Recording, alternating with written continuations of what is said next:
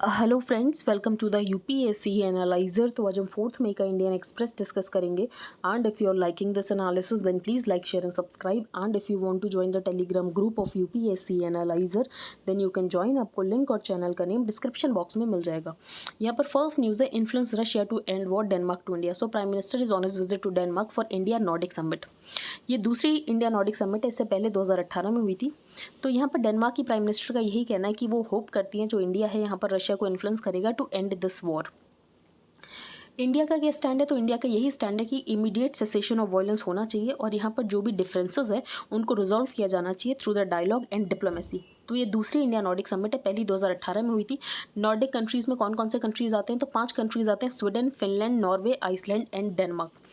India और Denmark के बीच में स्टैब्लिश की गई थी ग्रीन स्ट्रेटेजिक पार्टनरशिप 2020 में। तो two sides built on the green strategic partnership established during the virtual summit between the two prime ministers in September 2020। इसके अलावा एक मेमोरेंडम ऑफ अंडरस्टैंडिंग साइन किया जाएगा बिटवीन द मिनिस्ट्री ऑफ जल शक्ति and the Danish environment ministry. तो memorandum of understanding होगा कि कोलैबोरेट करेंगे। कहाँ कोलैबोरेट करेंगे? तो क्लीन इनिशिएटिव्स के लिए यहाँ पर कोलैबोरेशन किया जाएगा, including a smart laboratory on clean river water in Varanasi and a centre of excellence on smart water resources management. यहाँ पर सेकंड न्यूज़ में सिर्फ यही इंपॉर्टेंट है कि एशियन गेम्स इस ईयर चाइना होस्ट करेगा और चाइना को कौन सा सिटी होस्ट करेगा? हांगजाऊ। तो Asian Games in the Chinese city of Hangzhou. आगे हम चलते हैं, यहाँ पर और कुछ इंपॉर्टेंट नहीं है, ये हम डिस्कस नहीं करेंगे। यहाँ पर स्कीम बताई गई है पीएम स्वनिधि स्कीम। तो PM street vendors Atmanirbhar Nidhi. अब इसमें क्या किया जाएगा इस स्कीम के अंतर्गत? इस स्कीम के अंतर्गत 10,000 रुपये लोन की फॉर्म में दिए जाएंगे स्ट्रीट वेंडर्स को। जो स्कीम है 2022 तक वैलिड है। इसका जो टेक्निकल पार्टनर है फॉर इम्प्लीमेंटेशन वो होगा सिडबी। और यहाँ पर जो क्रेडिट गारंटी प्रोवाइड करेगा वो प्रोवाइड करेगा credit guarantee fund trust for micro and small enterprises. तो यहाँ पर आपको 4 फैक्ट्स पता चल गए कि 10,000 रुपये यहाँ पर दिए जाएंगे टू द स्ट्रीट वेंडर्स। इसको इम्प्लीमेंट कौन करेगा? सिडबी। और यहाँ पर क्रेडिट गारंटी कौन प्रोवाइड करेगा? Credit guarantee fund trust for micro and small enterprises. अगर यहाँ पर टाइम से पहले रीपेमेंट कर दिया जाता है लोन का, या तो यहाँ पर टाइम पर रीपेमेंट कर दिया जाता है, तो इसमें 7% की इंटरेस्ट सब्सिडी भी मिलेगी directly in the beneficiaries account. तो under the scheme vendors can avail working capital loan of up to 10,000 जो कि यहाँ पर रीपेबल होगा और यहाँ पर 7% इंटरेस्ट सब्सिडी दी जाएगी अगर यहाँ पर टाइमली या early repayment of the loan कर दिया जाता है। एलिजिबल कौन है? तो इसके लिए वेंडर्स एलिजिबल हैं, हॉकर्स, ठेले वालास, रेडी वालास, तो ये सारे ही स्ट्रीट वेंडर्स इसके लिए एलिजिबल है।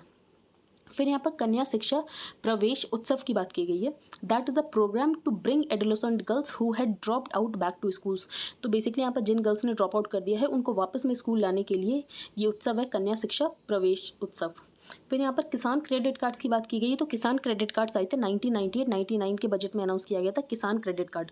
तो Kisan credit card scheme was announced in the budget speech of 1998-99 to fulfil the financial requirements of the farmers, जो कि यहाँ पर हर स्टेज में चाहिए होती है, इनपुट स्टेज में सोइंग ऑफ द सीड्स के लिए। तो यहाँ पर फाइनेंशियल रिक्वायरमेंट्स को फुलफिल करने के लिए किसान क्रेडिट कार्ड स्कीम लाई गई थी।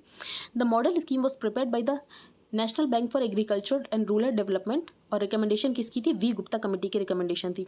केसीसी स्कीम जो है इंप्लीमेंट की जाती by all the cooperative banks, RRBs and public sector banks through out the country. आगे चलते हैं। अब इस बार हीट वेव्स के रीज़न क्या है? तो हीट वेव्स के 2 सबसे इंपॉर्टेंट रीज़न ये हैं कि वेस्टर्न डिस्टर्बेंसेस बहुत ज़्यादा फीबल थे, और दूसरा जो हमने रीज़न देखा था वो हमने देखा था नॉर्थ वेस्टर्स, या तो यहाँ पर काल बैसाखी जिसको लोकल लैंग्वेज में कहा जाता है। तो 2 मेन रीजंस थे जिसकी वजह से हमें हीट वेव देखने को मिली। आगे हम चलते हैं। 76% prisoners are under trials, ratio is highest in Delhi, Jammu and Kashmir. तो कुछ टाइम पहले प्राइम मिनिस्टर ने अंडर ट्रायल्स के बारे में यहाँ पर बताया था कि जहाँ पर भी पॉसिबल हो वहाँ पर बेल दे देनी चाहिए अंडर ट्रायल्स को। तो raising the issue of the huge number of under trial prisoners across the country, prime minister Narendra Modi on Saturday underline that most of them are poor and from ordinary families. तो यहाँ पर हमें NCRB के data से ये पता चला है जो 76% ऑल प्रिजन इनमेट्स है वो अंडर ट्रायल्स हैं, और 76% में से 68% वो हैं जो तो या तो इलिटरेट है या तो वो यहाँ पर स्कूल ड्रॉप आउट्स हैं। यहाँ पर जो अंडर ट्रायल्स है उसमें 20% जो हैं वो मुस्लिम्स हैं, 73% दलित, ट्राइबल्स या ओबीसी हैं। सबसे ज़्यादा हाईएस्ट रेशियो कहाँ पर है? तो दिल्ली और जम्मू कश्मीर में सबसे ज़्यादा हाईएस्ट रेशियो है। तो Delhi and Jammu and Kashmir were found to have the highest ratio of under trials. अब इतने ज़्यादा अंडर ट्रायल्स हैं कि उसका रीज़न क्या है? तो बेसिकली इसका रीज़न ये है कि यहाँ पर या तो लोग बहुत ज़्यादा गरीब हैं जिनके पास यहाँ पर बेल अमाउंट तक नहीं है, इसके अलावा लॉयर हायर करना उनके लिए पॉसिबल नहीं है। तो many inmates can't even afford the bail amount let alone hiring a lawyer. तो जिसकी वजह से इतने सारे अंडर ट्रायल्स हैं यहाँ पर। आगे हम चलते हैं। ये शिंगेला क्या है, तो शिंगेला बेसिकली एक तरीके का बैक्टीरिया होता है, तो शिगेला यहाँ पर, तो शिगेला इज़ अ बैक्टीरिया, तो Shigella bacteria is spread through the use of contaminated water, contaminated food, unwashed fruits and vegetables. इसके अलावा कोई अगर शिगेला इन्फेक्टेड पीपल और उसने यहाँ पर कोई फूड बनाया और आपने वो भी कंज्यूम किया तो उसमें भी चांसेस होते हैं कि शिगेला बैक्टीरिया फैल सकता है। आगे हम चलते हैं। Roe versus Wade, what happens if US top courts junks ruling. तो ये बेसिकली रूलिंग आई थी रो वर्सेस वेड में, जिसमें यूनाइटेड स्टेट्स की सुप्रीम कोर्ट ने एबॉर्शन को एक कॉन्स्टिट्यूशनल राइट बना दिया था। तो अभी एक कोई ड्राफ्ट पेपर लीक हुआ है जिससे ये पता चला है कि यूएस का जो सुप्रीम कोर्ट है वो इस रूलिंग को यहाँ पर ओवरटर्न करने वाला है, तो ऐसा कुछ पता चला है, तो उसके ही रेफरेंस में यहाँ पर न्यूज़ आई है। तो एक बार हम डिस्कस कर लेते हैं कि यूएस में एबॉर्शन लॉस कैसे हैं। तो United States Supreme Court has decided by an internal majority to overturn Roe versus Wade the country's landmark 1973 judgment that made abortion a constitutional right. तो 1973 जजमेंट से यूएस में एबॉर्शन को एक constitutional right बना दिया गया था। Both these judgments said the women have the right to terminate pregnancies up to the point of fetal viability. तो फीटल वायबिलिटी तक यहाँ पर विमेन के पास राइट है कि विमेन यहाँ पर प्रेगनेंसी को टर्मिनेट करा सकती है। फीटल वायबिलिटी क्या होता है, तो फीटल वायबिलिटी वो होता है उस पॉइंट जिसके बाद यहाँ पर जो फीटस है वो वूम के बाहर भी सर्वाइव कर सकता है। तो fetal viability that is the time after which a fetus can survive outside the womb. अब बेसिकली अगर फीटस आउटसाइड द वूम भी सर्वाइव कर सकता है तो यहाँ पर दोनों के राइट्स आ जाते हैं। यहाँ पर विमेन के राइट्स भी इंपॉर्टेंट है और अनबॉर्न फीटस के भी राइट्स हैं। तो यहाँ पर दोनों राइट्स को बैलेंस करने के लिए ये पॉइंट भी इंपॉर्टेंट था कि फीटल वायबिलिटी तक ही यहाँ पर जो विमेन के पास राइट है कि विमेन यहाँ पर प्रेगनेंसी को टर्मिनेट करा सकती है। तो fetal viability was around 28 weeks. बाद में इसको और रिड्यूस कर दिया गया कि फीटल वायबिलिटी सिर्फ यहाँ पर 23 और 24 वीक्स तक ही होती है और उसके बाद ही यहाँ पर बाहर जो है फीटस वूम के बाहर यहाँ पर सर्वाइव कर सकता है। Fetal viability is often seen as the point at which the rights of the women can be separated from the rights of the unborn fetus। तो यहाँ पर दो के राइट्स आ जाएंगे, अनबॉर्न फीटस का भी राइट आ जाएगा और यहाँ पर विमेन का भी राइट आ जाएगा। 2018 में रिपब्लिक मेजॉरिटी लेजिस्लेशन ने ये बोला था कि 15 वीक्स के बाद हम एबॉर्शन को बैन कर रहे हैं और 15 वीक्स तो फीटल वायबिलिटी से बहुत ज़्यादा कम है, क्योंकि फीटल वायबिलिटी अगर टेक्निकल इतनी ज़्यादा टेक्नोलॉजी एडवांसमेंट के बाद भी देखें तो फीटल वायबिलिटी 22-23 वीक्स की होती है, लेकिन यहाँ पर फिर ये जजमेंट आया था। उसके बाद यहाँ पर हार्ट बीट एबॉर्शन लॉ आया। तो हार्ट बीट एबॉर्शन लॉ का मतलब ये है कि एक बार अगर हार्ट बीट रिकॉर्ड हो गई फीटस में तो उसके बाद यहाँ पर एबॉर्शन नहीं कराया जा सकता और बेसिकली इसमें कोई भी एक्सेप्शन नहीं था। भले यहाँ पर रेप हुआ हो, इंसेस्ट हुआ, लेकिन उसके बाद भी यहाँ पर जो है एबॉर्शन नहीं कराया जा सकता। तो heart beat law said that physicians who performed an abortion after a foetal heart beat was detected could have their medical licences revoked. तो law made no exceptions for pregnancies caused by rape और incest. तो अगर यहाँ पर रो versus वेड का judgement overturn कर दिया जाता है तो उसके क्या इंप्लीकेशंस होंगे। तो since there is no federal law protecting the right to abortion in the US, the overturning of Roe would leave abortion laws entirely up to the states। और यहाँ पर जो कंजर्वेटिव स्टेट्स है वो यहाँ पर वापस से एबॉर्शन को इलीगल बना देंगे। अब इंडिया में क्या लॉज हैं रिगार्डिंग एबॉर्शन। तो इंडिया का जो medical termination of pregnancy act 1971 है वो एबॉर्शन अलाउ करता है up to 20 weeks of pregnancy. फिर MRTP में 2021 में अमेंडमेंट किया गया था और 2021 के अमेंडमेंट के बाद जो सीलिंग है एबॉर्शन की वो बढ़ाकर 24 वीक्स कर दी गई थी। इसके अलावा जो special categories of pregnant women है सच एज रेप और इंसेस्ट सर्वाइवर्स, उनके लिए और ज़्यादा इंक्रीज कर दिया गया था। तो through an amendment in 2021 the ceiling for abortion was raised to 24 weeks but only for special category of pregnant women जैसे कि रेप और incest survivors, that too with the approval of 2 registered doctors. लेकिन अगर कोई fetal disability का case है तो इसमें कोई भी लिमिट नहीं है एबॉर्शन कराने की, लेकिन यहाँ पर एबॉर्शन अलाउ कर दिया जाएगा, लेकिन उसके लिए medical board of specialist doctor जो कि यहाँ पर government of state and union territories setup करेगी, तो उसके रिकमेंडेशन के बाद ही यहाँ पर जो एबॉर्शन है वो अलाउ किया जाएगा। इन अप्रॉक्सीमेट 16 कंट्रीज़ में वर्ल्ड में एबॉर्शन या तो प्रोहिबिट है या तो क्रिमिनलाइज्ड है। ज़्यादातर कैथोलिक मेजॉरिटी नेशंस में ऐसा देखा गया है, लेकिन यहाँ पर आयरलैंड, मैक्सिको जैसे भी कैथोलिक मेजॉरिटी नेशंस हैं जहाँ पर एबॉर्शन को डीक्रिमिनलाइज कर दिया गया है। तो इंडिया का लॉ आपको पता होना चाहिए कि इंडिया में 1971 का जो एक्ट था वो अलाउ करता था एबॉर्शन अप टू 20 वीक्स। फिर 2021 में अमेंडमेंट किया गया। 2021 में अमेंडमेंट के बाद 24 वीक्स यहाँ पर एबॉर्शन अलाउ कर दिया गया था 24 वीक्स के लिए in some special cases, for example rape और इंसेस्ट सर्वाइवर्स। लेकिन यहाँ पर परमिशन लेनी पड़ेगी 2 रजिस्टर्ड डॉक्टर्स की। अगर फीटल डिसेबिलिटी का केस है तो कभी भी यहाँ पर एबॉर्शन कराया जा सकता है, लेकिन यहाँ पर जो medical board of specialist doctors होगा जो कि स्टेट और यूनियन टेरिटरी सेटअप करेंगे तो वो यहाँ पर अलाउ करेंगे, तभी यहाँ पर जो एबॉर्शन हो सकता है। अब हम आगे चलते हैं। यहाँ पर एक स्कीम की बात की गई है, महाराष्ट्र ने अनाउंस की है जिव्हाला। तो क्रेडिट स्कीम नेम्ड जिव्हाला, जिसका मतलब मराठी में होता है एफेक्शन। ये उन इनमेट्स के फैमिली मेम्बर्स के लिए स्कीम है जो कि यहाँ पर जेल में है तो इस primarily for inmates who are undergoing a prison sentence of more than 3 years. तो बेसिकली यहाँ पर 50,000 रुपये लोन दिया जाएगा 7% के इंटरेस्ट रेट पे, और जो बैंक है इससे जो भी बैंक को प्रॉफिट होगा बैंक उसका 1% डाल देगा टू प्रिजनर्स वेलफेयर फंड। और इस स्कीम को यहाँ पर लेने के लिए कोई मॉर्टगेज या गारंटर की रिक्वायरमेंट नहीं है। तो bank and prison department official said that majority of the cases में ये होता है कि जो ब्रेड विनर होता है फैमिली का वो यहाँ पर जेल में होता है, जिसकी वजह से यहाँ पर जो फैमिली होती है उसको सर्वाइव करना बहुत ज़्यादा मुश्किल हो जाता है, जिसके लिए यहाँ पर एक स्कीम लेकर आया महाराष्ट्र जिवहला स्कीम। ये हम डिस्कस करेंगे।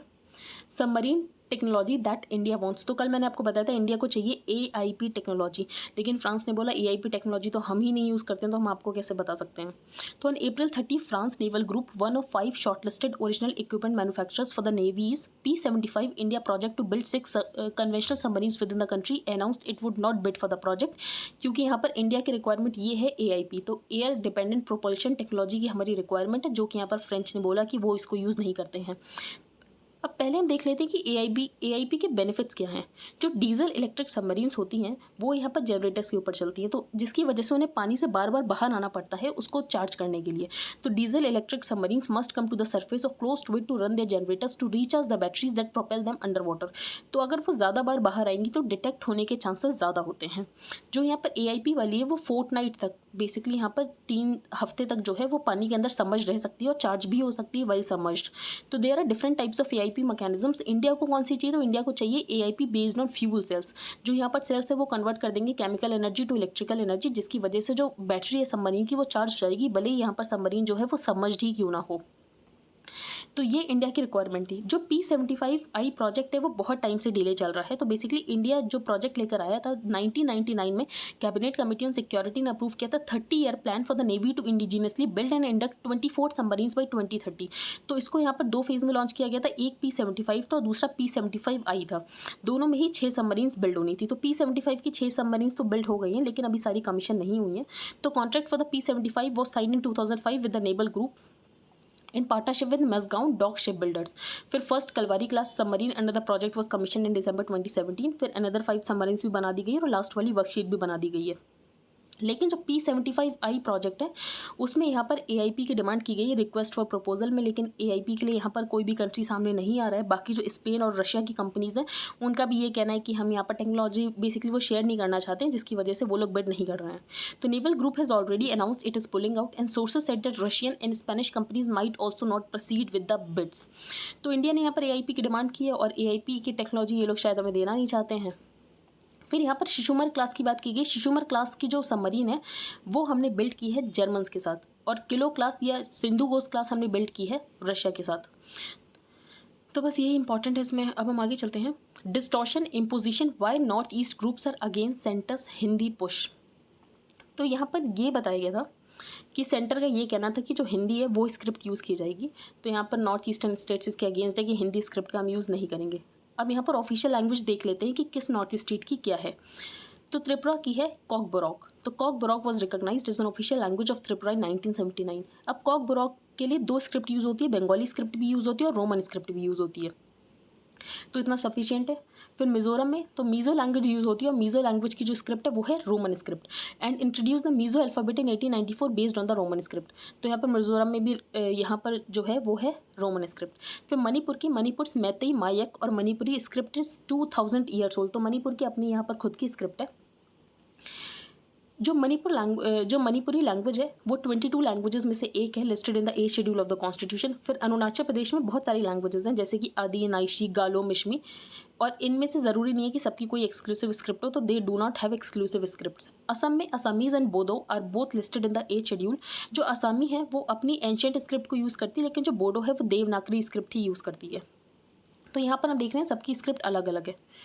आगे हम चलते हैं इंजेक्टिंग ट्रस्ट। तो सुप्रीम कोर्ट ने ये बताया कि अभी जो है कोविड के इतने ज़्यादा केसेस तो है नहीं, तो यहाँ पर वैक्सीन मैंडेट नहीं होना चाहिए। अगर सब जो आर्टिकल 21 है जो बात करता है कि right to bodily integrity and personal autonomy, उसमें ये भी राइट है कि that right to refuse vaccination. अब यहाँ पे दो तरीके के राइट्स हैं। पहला राइट टू प्राइवेसी की इंडिविजुअल राइट टू प्राइवेसी, और दूसरा ये कि पब्लिक हेल्थ भी इंपॉर्टेंट है। अब फॉर एग्जांपल बहुत सारे केसेस हैं लेकिन लोग वैक्सीन नहीं लगवा रहे हैं, वो बता रहे हैं कि हमारा राइट टू रिफ्यूज़ वैक्सीनेशन है, तो उसकी वजह से तो पब्लिक हेल्थ के ऊपर इम्पैक्ट पड़ सकता है ना। तो यहाँ पर दोनों के राइट्स को बैलेंस करने के लिए कोर्ट का ये कहना है कि अगर बहुत ज़्यादा केसेस हैं तब तो यहाँ पर फोर्स किया जा सकता है कि सबको यहाँ पर वैक्सीनेशन दी जाएगी, लेकिन जैसे अभी केसेस जो हैं वो कम है, तो ऐसे में फोर्स नहीं किया जाना चाहिए वैक्सीन लगवाने के लिए, क्योंकि यहाँ पर जो पब्लिक बेसिकली यहाँ पर पर्सन का राइट है वो ज़्यादा इंपॉर्टेंट हो जाता है। तो on Monday, the Supreme Court did the right thing in asking the government and private agencies to apply the proportionality principle while applying COVID vaccine related restrictions. तो यहाँ पर 2017 की पुट्टास्वामी जजमेंट की बात की गई है। Says that a person's right to bodily integrity and personal autonomy under Article 21 includes the right to refuse vaccination.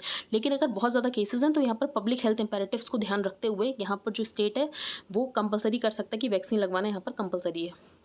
ये हम डिस्कस नहीं करेंगे। Are possible futures the tango in Paris, तो यहाँ पर इंडिया फ्रांस के रिलेशन की बात की गई है। तो सबसे इंपॉर्टेंट पॉइंट तो ये है कि फ्रांस और इंडिया यहाँ पर जॉइंट कंस्ट्रक्शन कर रहे हैं वर्ल्ड लार्जेस्ट न्यूक्लियर पार्क, जो कि जैतपुर महाराष्ट्र में है। तो जैतपुर महाराष्ट्र में वर्ल्ड का लार्जेस्ट न्यूक्लियर पार्क है जिसमें हमारे साथ फ्रांस कोलैबोरेट कर रहा है। अभी इंडिया और फ्रांस की जो रिलेशनशिप है वो बेसिकली यहाँ पर बायर सेलर की रिलेशनशिप है। तो ऑथर ने कहा उससे हमें मूव करने की ज़रूरत है to a investor investee relationship.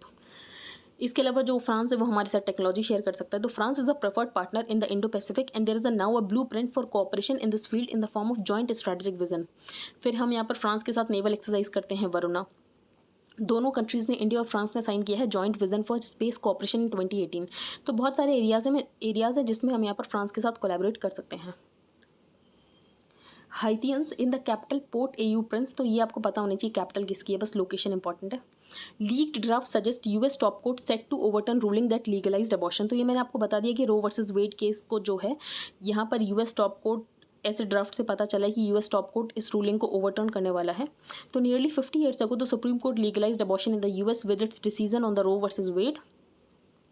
Result the landmark Supreme Court decision established a constitutional right to abortion, और यहाँ पर फीटल वायबिलिटी तक यहाँ पर राइट है कि विमेन जो है यहाँ पर प्रेगनेंसी को टर्मिनेट करा सकती है। फिर फीटल वायबिलिटी के बाद मैंने आपको बताया कि दोनों के राइट्स आ जाएंगे, यहाँ पर अनबॉर्न फीटस का भी राइट आ जाएगा और यहाँ पर विमेन का राइट भी आ जाएगा। आगे हम चलते हैं। How ONDC could be a booster for small businesses, तो Open Network for Digital Commerce. तो Department for Promotion of Industry and Internal Trade, जो कि कॉमर्स मिनिस्ट्री का डिपार्टमेंट है, तो यहाँ पर open Network for Digital commerce को यहाँ पर पायलट प्रोजेक्ट की तरह लॉन्च कर दिया गया है। अब open Network for Digital commerce करेगा क्या, तो जैसे कि स्मॉल मर्चेंट्स होते हैं, इसके अलावा जो स्मॉल स्टोर्स होते हैं, वो इन टेक्नोलॉजी का यूज़ करके यहाँ पर अपने प्रोडक्ट्स को लिस्ट कर सकते हैं। That are typically deployed by large e commerce platform such as Amazon and Flipkart. तो अमेजॉन और फ्लिपकार्ट जिस इंटरफेस का यूज़ करते हैं वो इंटरफेस यहाँ पर प्रोवाइड करेगा ONDC, और यहाँ पर जो स्मॉल बिजनेसेस हैं वो इस इंटरफेस का यूज़ करके अपने प्रोजेक्ट्स को लिस्ट कर सकते हैं। तो what processes are expecting to be open source with this project, तो several operational aspects including onboarding of sellers, vendor discovery, price discovery, product cataloguing, तो यहाँ पर कुछ भी किया जा सकता है। हाउ डज दिस वर्क, तो बेसिकली इंटरफेस प्रोवाइड करता है, तो it lies in the middle of the interfaces hosting the buyers and the sellers. Who is behind the project, तो ONDC project was commission by the DPIIT through the Quality Council of India. तो Quality Council of India DPIIT जो कि commerce ministry में आता है। तो I hope आपको आज का न्यूज़पेपर समझ आ गया हो। If you like the video then please like share and subscribe. Thank you and have a nice day.